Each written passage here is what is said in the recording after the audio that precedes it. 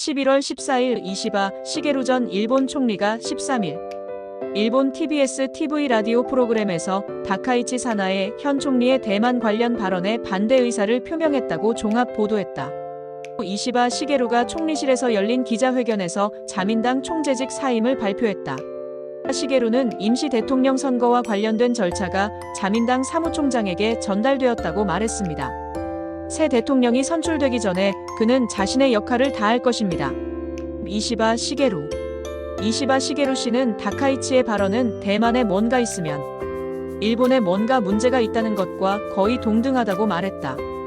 역대 일본 정부는 대만 문제에 대해 특정 상황에서는 그렇게 할 것과 같은 명확한 발언을 피해왔습니다.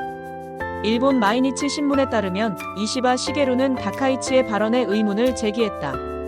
그는 어떤 상황에서는 그렇게 될 것이라는 결론을 내리는 것이 억지력을 증가시키지 않는다고 말했다.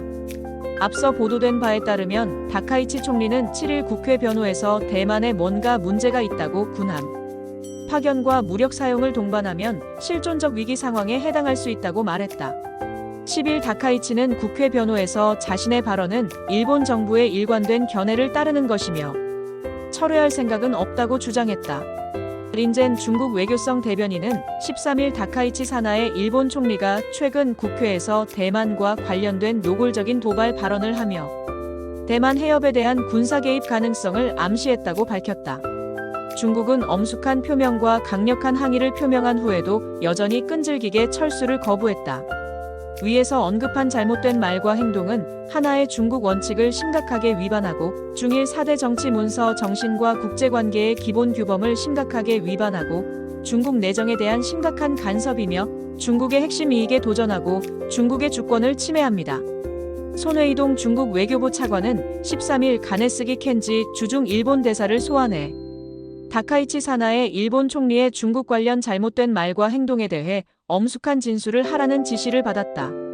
순회이동은 다카이치 사나의 일본 총리가 며칠 전 국회 방어에서 대만과 관련된 노골적인 도발적인 발언을 했다고 밝혔으며 이는 극도로 나쁜 성격을 지닌 대만 해협 문제에 군사적 개입이 있을 수 있음을 시사했다.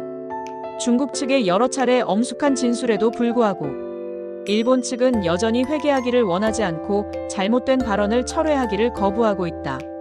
중국은 이에 대해 강한 불만을 갖고 단호히 반대하며 일본 측에 엄숙한 진술과 강력한 항의를 했다.